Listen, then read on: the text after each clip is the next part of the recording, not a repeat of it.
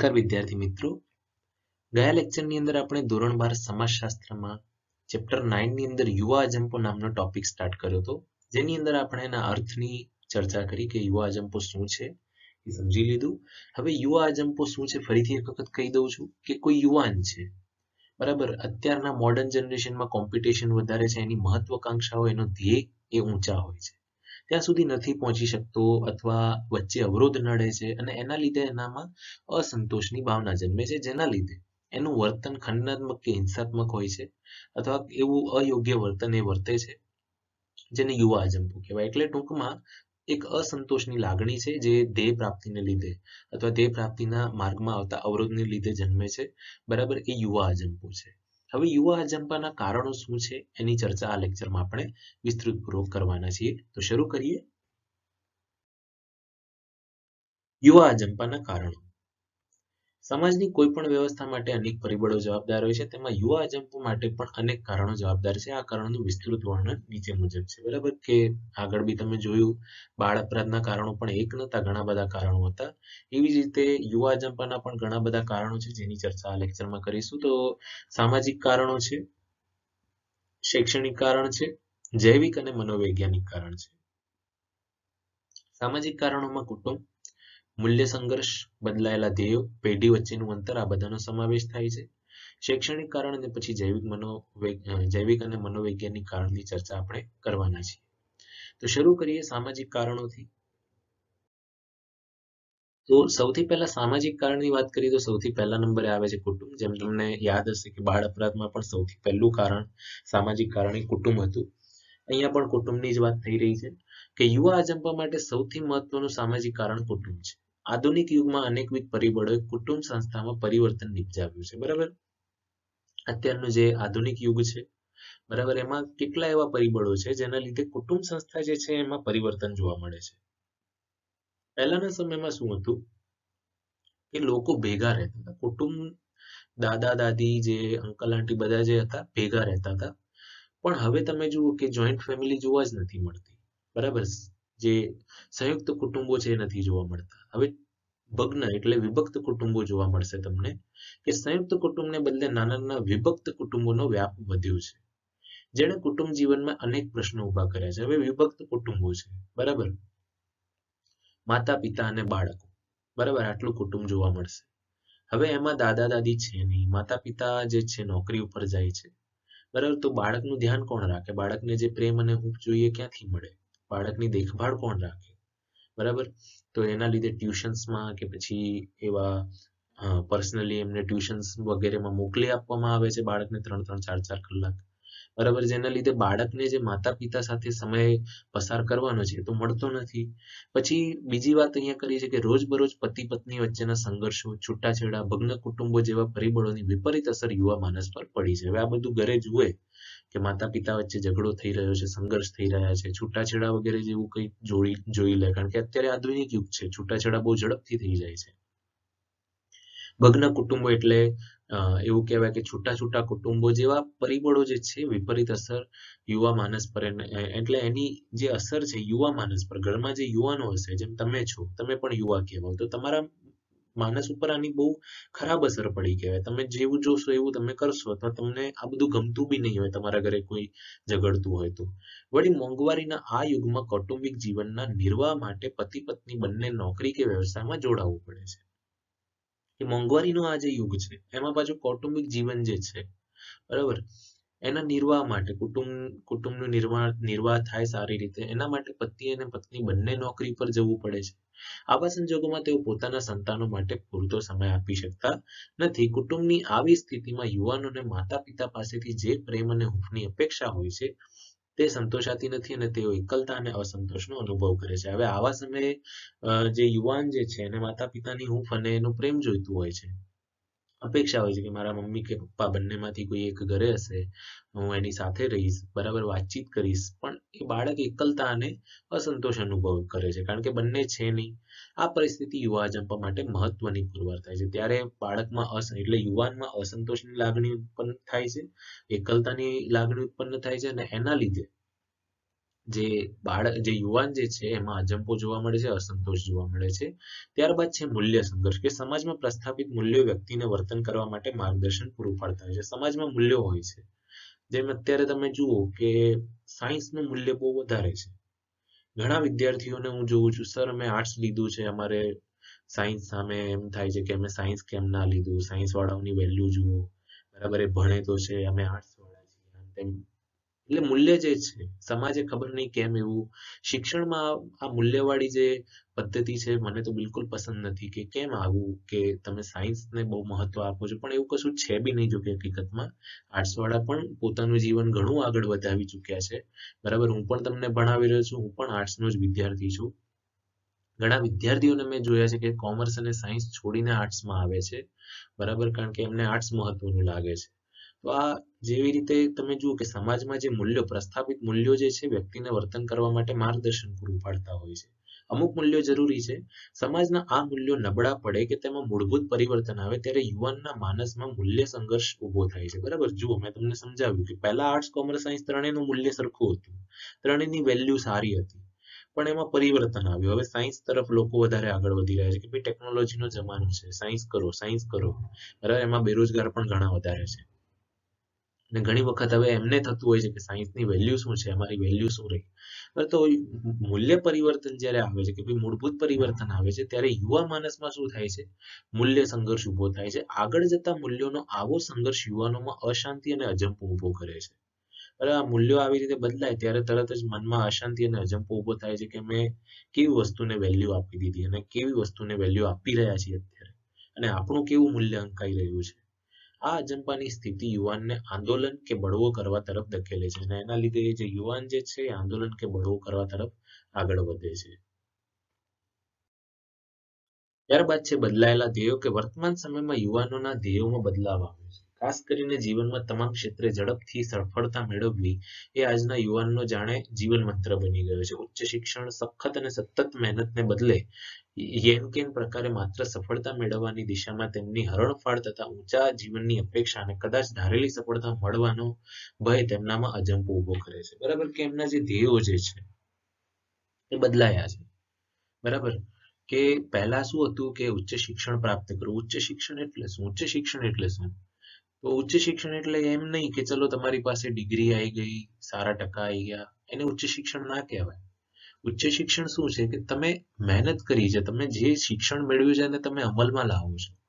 બરાબર, એ ઉચ્ચ શિક્ષણ છે. સખત અને સતત મહેનતને બદલે આજે આજે શું કરવાનું છે, સર આઈએમપી આપો ને, આઈએમપી જોઈને અમે પાસ થઈ જઈશું, સારા ટકા બી લાવી દઈશું. આ યેન કેન પ્રકારે માત્ર સફળતા મેળવવાની દિશામાં એમની હરણફાળ તથા ઊંચા જીવનની અપેક્ષા છે. બરાબર, એમની ઈચ્છા છે કે ચલો સારા ટકા તો આવી જ જવાના છે આઈએમપી થી, મહેનત કરો, સખત મહેનત કરો, સતત મહેનત કરો, કેમ ના આવે, આઈએમપી વગર આવી જાય. બરાબર, પણ ના, આપણે તો યેન કેન પ્રકારે બસ એક ડિગ્રી તો જોઈએ છે, સારા ટકા તો જોઈએ છે. અમને શીખ્યું, અમને કઈ ખબર પડી ના પડી એનાથી શું લેવા દેવા છે. આજકાલ આ શિક્ષણ જોવા મળે છે. બરાબર, તો આ જે છે એના લીધે પણ ઘણીવાર એવું થાય છે કે એમાં સફળતા ન મળી. બરાબર, અને એના લીધે શું થાય છે, એક પ્રકારનો અસંતોષ જન્મે છે. આઈએમપી આપી, એમાંથી કંઈ પૂછાયું જ નહીં. બરાબર, તો શું થયું, સફળતા મળી નહીં, અને એના લીધે શું થાય છે, એક પ્રકારનો અસંતોષ જન્મે છે, અજંપો ઊભો થાય છે એના લીધે. પછી પેઢી વચ્ચેનું અંતર. બરાબર, આ બહુ ઇમ્પોર્ટન્ટ વસ્તુ છે અત્યારની, કહી શકાય. બરાબર, કે પેઢી વચ્ચેનું જે અંતર છે, તમારા પેરેન્ટ્સ અને તમે, અથવા તમારા દાદા દાદી અને તમે, કહેવાય કે જનરેશન ગેપ, ઇંગ્લિશમાં આના માટે શબ્દ વપરાય છે જનરેશન ગેપ. બરાબર, એકબીજાને સમજવું જોઈએ, ફ્રી માઇન્ડેડ, ઓપન માઇન્ડેડ રહેવું જોઈએ, કે એ કહે છે પણ ક્યાંક ને ક્યાંક સાચું છે, આપણે કહીએ છીએ એ પણ સાચું છે. એટલે તમે એવું કોઈ દિવસ ના કરતા કે તમારા દાદા દાદી કે માતા પિતાની વાતને તમે ખોટી કહો, કારણ કે એમના નજરિયાથી તમે જોશો, એમના દ્રષ્ટિકોણથી તમે જોશો તો એ સાચા છે. બરાબર, તો તમે એમના દ્રષ્ટિકોણથી જોતા કરો, અને તમને પછી કોઈ દિવસ આ જનરેશન ગેપ નડશે નહીં. જનરેશન ગેપ ઘણાને નડે છે, પણ બિલકુલ નહીં નડશે જો તમે એમ પોતાને એમના સ્થાને મૂકશો તો. બરાબર, તમને એમ થશે કે કેવી લોજિક વગરની વાત કરે છે, પણ 2 મિનિટ તમે પોતે એમના સ્થાને જાઓ, એમને તમારી ચિંતા હોય છે, એટલા માટે તમારી સાથે એવી બધી વાત કરતા હોય કે જે તમને બહુ ઓકવર્ડ લાગતી હોય. તમને એમ થતું હોય કે અત્યારની નવી જનરેશનમાં આવું બધું અમે કેવી રીતે કરીએ, પણ એ બધું તમારા સારા માટે જ કહેતા હોય છે. એટલે આ પેઢી વચ્ચેનું જે અંતર છે એ પણ અત્યારે યુવા અજંપાનું એટલે યુવા અજંપાનું કારણ કહી શકાય. જુઓ શું લખ્યું છે કે બે પેઢી વચ્ચે અંદાજે 20 વર્ષનું અંતર હોય છે. બે પેઢી વચ્ચે આ બે દાયકાના સમયગાળામાં અનેકવિધ પરિબળોને લીધે પરિસ્થિતિમાં થતો આ બદલાવ નવી અને જૂની પેઢી વચ્ચે મતભેદ સર્જવામાં મહત્વનો ભાગ ભજવે છે. 20 વર્ષનો સમયગાળો, બરાબર. ત્યારની યુવા પેઢી શું કરતી હતી, અત્યારની યુવા પેઢી શું કરે છે. મેં ગયા લેક્ચરમાં કીધું કે ત્યારની યુવા પેઢી સ્વતંત્રતા માટે, ઘણા સમય પહેલાની વાત કરું છું, બરાબર, સ્વતંત્રતાની વાત કરું છું, એ સમયે જે યુવા પેઢી હતી એ સ્વતંત્રતા માટે કાર્ય કરતી હતી. પણ હવે આ જે 20 વર્ષનો જે સમયગાળો છે, બરાબર, તો આ 20 વર્ષ પહેલા જે યુવાનો હતા એ કેવા હતા એ પોતાની વાત કરશે. બરાબર, અમે યુવાન હતા તો આવું કરતા આ પ્રમાણેના નિયમો હતા. હવે એ તમારા ઉપર લાદશે તો પછી તમને એમ થશે કે હા, આ બહુ ઓકવર્ડ છે મારા માટે, પણ ફક્ત તમારે એમને એક્સેપ્ટ કરવાના છે, સ્વીકારવાના છે. હા, તમારી વાત સાચી છે, આટલું કહેતા તમને વાર નહીં લાગે. ખાલી બે શબ્દો છે, હા તમારી વાત સાચી છે, બરાબર, હા યોગ્ય છે, આટલું તમારે કહેવાનું છે. તો એમનું મન તો શાંત થઈ જશે ને પછી તમે કરશો તો તમારે પછી રિક્વેસ્ટ કરવાની, સમજાવવાનું કે મારા માટે થોડું અઘરું છે. તમને સોલ્યુશન આપી રહ્યો છું. પાછા પોઈન્ટ ઉપર આવીએ કે આવા બે પેઢી વચ્ચેના મતભેદો પેઢીગાળો તરીકે પણ ઓળખાય છે. ફરીથી કહું છું કે 20 વર્ષનું અંતર હોય છે બે પેઢી વચ્ચે, અને આ બે દાયકા એટલે 10 વર્ષનો સમયગાળો, કે એવા 20 વર્ષનો જે સમયગાળો છે એમાં ઘણા બધા પરિવર્તનો આવે છે, ઘણા બધા નવી જનરેશન આવી જાય છે, નવું ટેકનોલોજી આવી જાય છે, અને એના લીધે બંને વચ્ચે મતભેદ તો સર્જાવાનો જ છે. અને આવા જે મતભેદો છે એને પેઢીગાળો તરીકે ઓળખવામાં આવે છે, અથવા જનરેશન ગેપ તરીકે પણ ઓળખાય છે.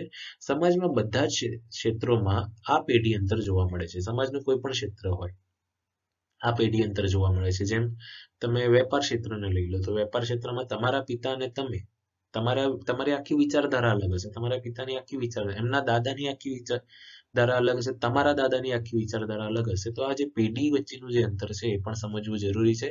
વડીલો સમજી વિચારીને શાંતિથી કાર્ય કરવામાં માને છે, જ્યારે યુવાનો દરેક બાબતે ઉતાવળા હોવા ઉપરાંત ક્રાંતિકારી વિચારો ધરાવતા હોવાથી તેમની વચ્ચે સંઘર્ષ પેદા થાય છે.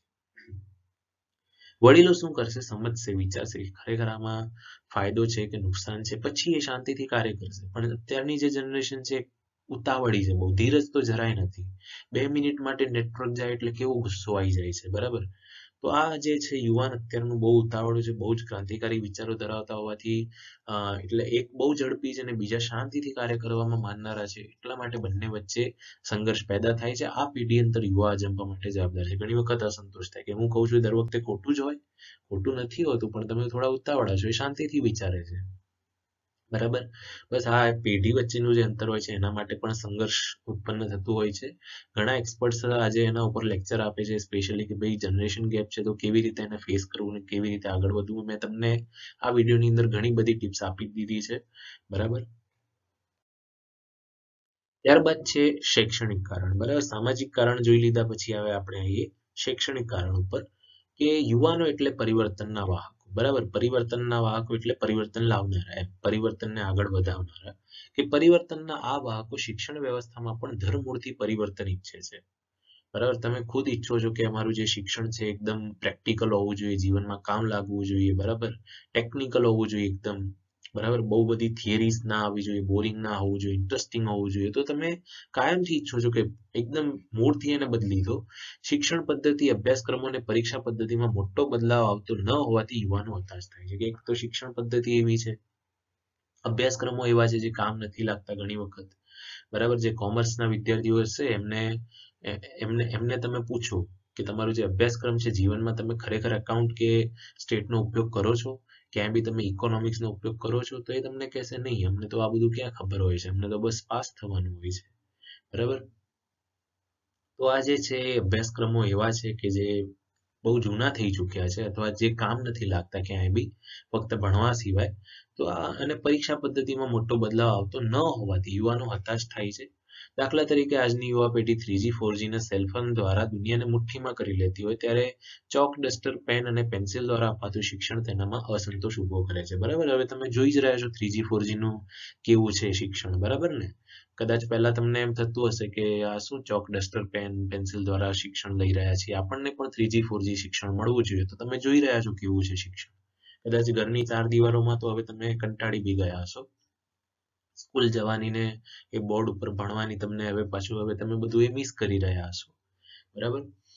તો હવે તમે જે ઈચ્છતા હતા એ થઈ જ ગયું છે. હવે તમને વધારે અજંપો થાય છે કે પાછા સ્કૂલ જઈને પાછા એ પ્રમાણે ભણીએ જે રીતે આપણે ભણતા હતા. જો કે અહીંયા પોઈન્ટ ઉપર આવીએ તો એવું કહેવા માંગે છે કે યુવા પેઢીને 3G 4G સેલફોન વાળી જે એજ્યુકેશન સિસ્ટમ જોઈતી હોય છે ત્યાં ચોક ડસ્ટર પેન પેન્સિલ દ્વારા અપાતું શિક્ષણ એમનામાં અસંતોષ ઊભું કરે છે.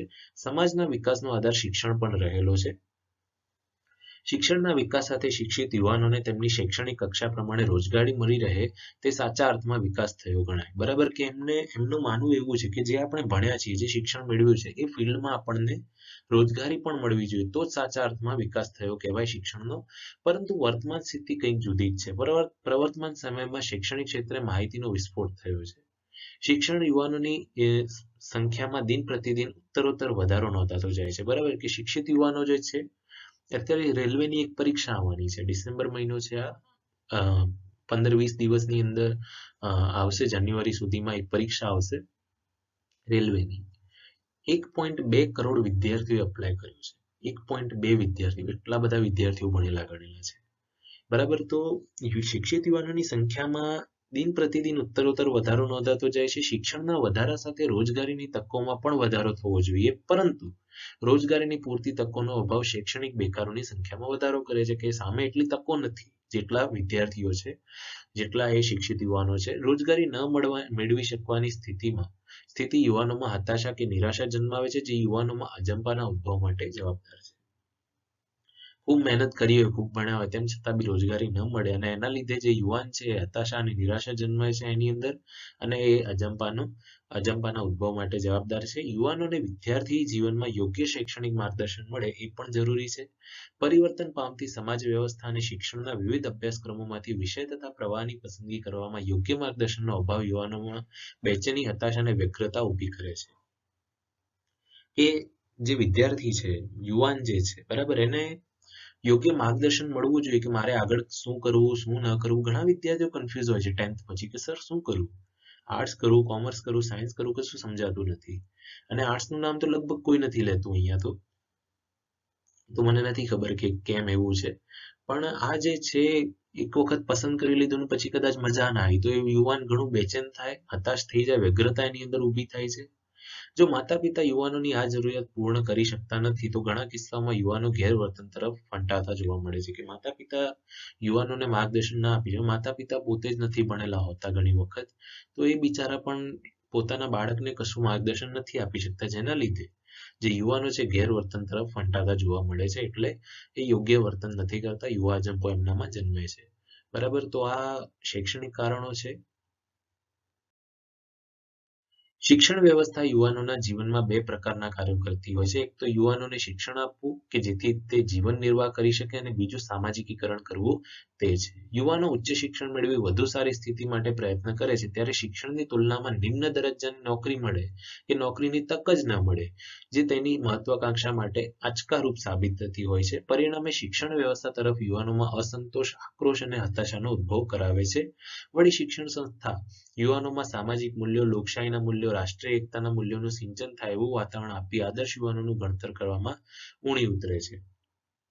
ત્યારે આ બંને સ્થિતિ યુવાનોમાં અજંપો ઉભો કરે છે. બરાબર કે શું છે કે યુવાનો જે છે એમની ઈચ્છા હોય છે કે અમે જે ભણ્યા છીએ એ પ્રમાણે નોકરી મળવી જોઈએ, પણ એ પ્રમાણે મળતી નથી, તો એનાથી ઘણી ઓછી મળે છે, તો સાવ નથી મળતી, તો એના લીધે પહેલાથી જ અસંતોષ, ને પાછું સામાજિકીકરણ વ્યવસ્થિત નથી. શિક્ષણ સંસ્થામાં સામાજિકીકરણ યોગ્ય રીતે નથી થતું. બરાબર. જેમ મેં તમને કીધું કે શિક્ષણ સંસ્થાનું કાર્ય શું છે, તમને સમજાવું કે ભાઈ આર્ટ્સની પણ વેલ્યુ છે, કોમર્સની પણ છે, ને સાયન્સની, ત્રણેયની સરખી વેલ્યુ છે, ત્રણે સરખા મહત્વના છે, ત્રણેયથી રાષ્ટ્ર ચાલે છે. પણ તમને ઘણી શિક્ષણ સંસ્થાઓમાં એવું સમજાવે સાયન્સ લઈ લો કરિયર બની જશે, બીજા બધામાં શું કરશો, કમાવી નહીં શકો, આમ તેમ. કોમર્સ કર્યું છે સીએ બનો, બરાબર, આર્ટ્સ કર્યું છે એલએલબી કરો કમ્પલસરી, પોલીસમાં જાઓ, આ બધું કરો. પણ આ શું છે કે સામાજિક મૂલ્યો જેવા તમારા ઉપર થોપી દેવામાં આવે છે, અને જેના લીધે તમે ઘણી વખત બેચેન થાઓ છો, તમારી અંદર એક પ્રકારની અસંતોષની લાગણી ઉદ્ભવે છે કે જે મારે કરવું છે એ કેમ નથી, એમાં કેમ સ્કોપ નથી. બરાબર. આ બંને સ્થિતિ યુવાનોમાં અજંપો ઉભો કરે છે. તો આ શૈક્ષણિક કારણ થઈ શકે. અને ત્યારબાદ છે જૈવિક અને મનોવૈજ્ઞાનિક કારણ. કે બાળક જ્યારે કિશોર અવસ્થામાંથી યુવાવસ્થામાં પ્રવેશ કરે છે ત્યારે તેના શરીરમાં અંતઃસ્ત્રાવો બદલાય છે. જેની સીધી અસરો તેની મનસ્થિતિ પર પડે છે. બરાબર કે બાળક જ્યારે કિશોરાવસ્થામાંથી યુવાવસ્થામાં પ્રવેશ કરે છે ત્યારે એના શરીરના અંતઃસ્ત્રાવો બદલાય છે અને એની અસર સીધી મનસ્થિતિ પર પડે છે. આ અવસ્થામાં તેઓએ ઘણું બધું જાણવાની અને સમજવાની જિજ્ઞાસા હોય છે, પરંતુ કુટુંબ અને સમાજ તરફથી આ અંગે યોગ્ય સમય યોગ્ય માર્ગદર્શન ન મળતા ઊભી થતી દ્વિધાત્મક પરિસ્થિતિમાં અજંપો ઉદ્ભવે છે. આ સમયે એમને ઘણું બધું જાણવાની ઈચ્છા થાય કે કમાવું કેવી રીતે, આગળ કેવી રીતે વધવું, શું કરવું શું ન કરવું, એ બધું ઘણી જિજ્ઞાસા હોય છે. પરંતુ યોગ્ય સમય સમાજ તરફથી કે પછી કુટુંબ તરફથી આ બધું માર્ગદર્શન ન મળવાને લીધે અને એ જીવનમાં આગળ ન વધવા એટલે માર્ગદર્શન ન મળે તો જીવનમાં આગળ ન વધી શકે અને પછી પોતાના જે ઉંમરના વ્યક્તિઓને આગળ વધતા જોઈએ એની અંદર ઘણી અસંતોષની લાગણી ઉદ્ભવે છે અને એના લીધે અજંપો ઉદ્ભવે છે. આ અવસ્થામાં તેમનામાં અતિ લાગણી, જવાબદારીનો અભાવ, પૂર્ણ સમજ શક્તિનો અભાવ હોય છે. બરાબર કે આ અવસ્થામાં શું થાય છે કે એમનામાં લાગણી ખૂબ વધારે હોય છે. આ ઉંમર જે હોય છે, જવાબદારીનો અભાવ હોય છે, પૂર્ણ સમજ શક્તિનો અભાવ હોય છે. આ અવસ્થામાં તેમને યોગ્ય માર્ગદર્શન મળે તો તે સમજપૂર્વક યોગ્ય વર્તન કરતા થઈ જાય છે અને જો યોગ્ય માર્ગદર્શન ન મળે તો સમજ માટે ખંડાત્મક વર્તન કરતા થઈ જાય છે. એમને યોગ્ય માર્ગદર્શન આપવું બહુ જરૂરી છે. બરાબર. આ ઉંમરમાં તેમનામાં સ્વતંત્રતાની ભાવના પ્રબળ હોય છે, તેથી તેઓ સત્તાનો વિરોધ કરવાનું વલણ ધરાવતા હોય છે. બરાબર.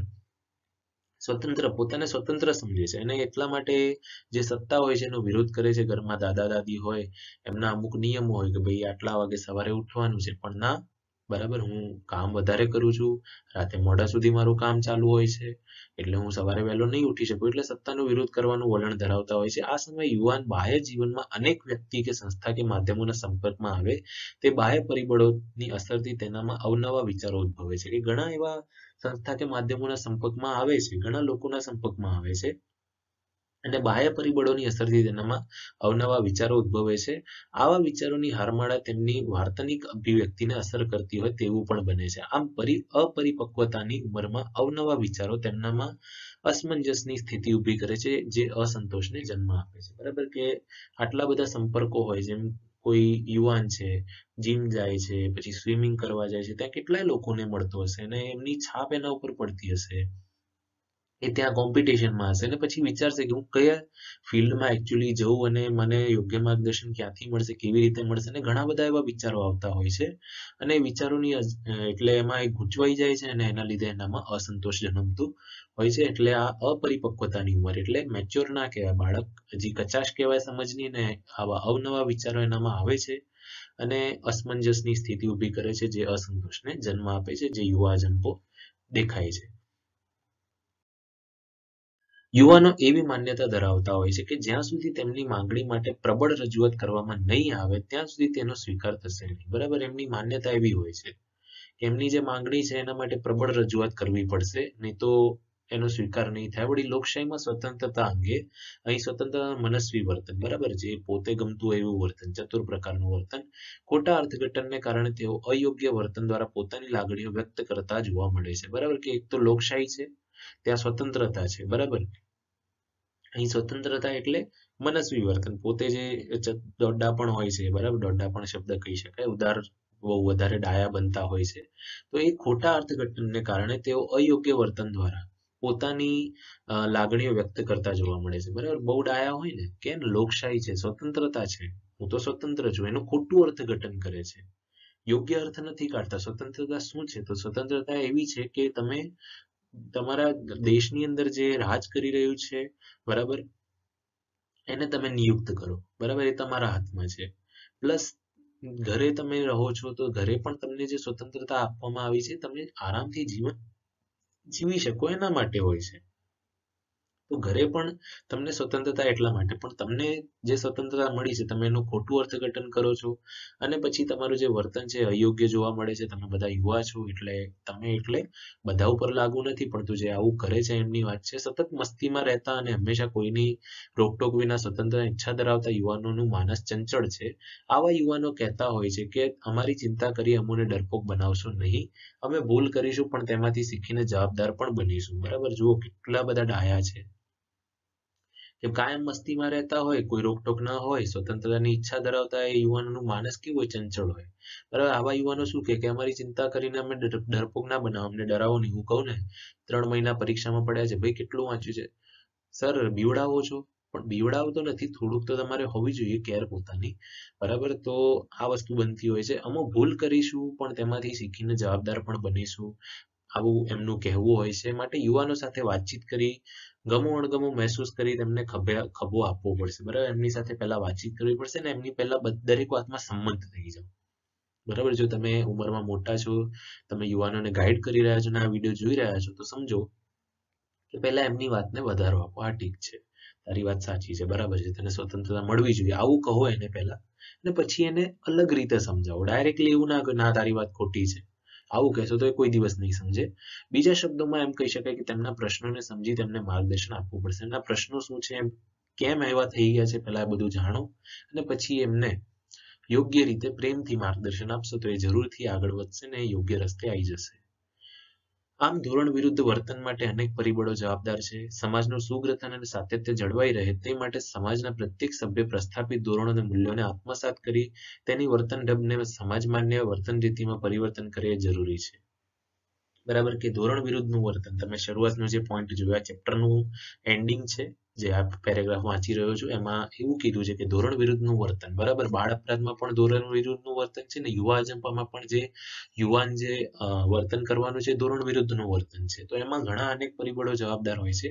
સમાજનું સુગ્રથન અને સાતત્ય જળવાઈ રહે તે માટે સમાજના પ્રત્યેક સભ્ય પ્રસ્થાપિત ધોરણો અને મૂલ્યોને આત્મસાત કરી તેની વર્તન ઢબને સમાજ માન્ય વર્તન રીતિમાં પરિવર્તિત કરે એ જરૂરી છે. કે સમાજનું જે દરેક સભ્ય છે, દરેક ધોરણોનું પાલન કરે, દરેક મૂલ્યોને આત્મસાત કરે પોતાના જીવનમાં અને તેની વર્તન ઢબને સમાજ માન્ય વર્તન રીતિમાં પરિવર્તિત કરે. એનો મતલબ કે એ પ્રમાણે એની જે વર્તન ઢબ છે, એની વર્તનની જે રીત છે, બરાબર, સમાજ માન્ય, સમાજ એને માન્ય રાખે એવી વર્તન રીતિમાં પરિવર્તન કરે એ જરૂરી છે. ધોરણો અને મૂલ્યોને આત્મસાત કરવામાં નિષ્ફળતા ધોરણભંગ વર્તનની સ્થિતિ પેદા કરે છે. ધોરણભંગની આવી સ્થિતિ સમાજમાં અનેકવિધ સમસ્યાઓના ઉદ્ભવ માટે જવાબદાર બને છે.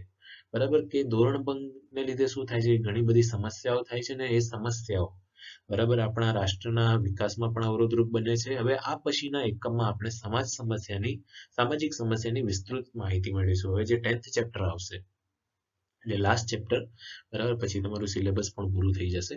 તો એ જે લાસ્ટ ચેપ્ટર આવશે એની અંદર સામાજિક સમસ્યાની આપણે વિસ્તૃત માહિતી મેળવવાના છીએ. બહુ ઇમ્પોર્ટન્ટ ચેપ્ટર છે, એ પણ 12 માર્ક્સનું છે, માટે ખાસ જોજો. તો આ ચેપ્ટર આજે અહીં પૂર્ણ થાય છે. આશા રાખું છું કે આપ સૌને આ ચેપ્ટર ખૂબ ગમ્યું હશે, દરેક વસ્તુ સમજાઈ હશે, અને ન સમજાઈ હોય તો હું તમને સુવિધા આપું છું કે તમે પૂછી શકો છો ગમે ત્યારે કમેન્ટ બોક્સમાં. થેન્ક યુ સો મચ વિદ્યાર્થી મિત્રો આ વિડીયો જોવા માટે અને ચેનલ સાથે જોડાઈ રહેવા માટે અને તમારા મિત્રોને આટલું બધું શેરિંગ કરવા માટે. કે હવે આ ચેનલ ખૂબ આગળ વધી ગયું છે, આ બધું તમારે લીધે જ શક્ય થયું છે. માટે થેન્ક યુ સો મચ. જો તમને કોઈ પણ ડાઉટ્સ કે સજેશન્સ હોય તો તમે આ કમેન્ટ બોક્સમાં આપેલ કોન્ટેક્ટ ડિટેલ્સ ઉપર જણાવી શકો છો. Once again thank you so much. જય હિન્દ, વંદે માતરમ.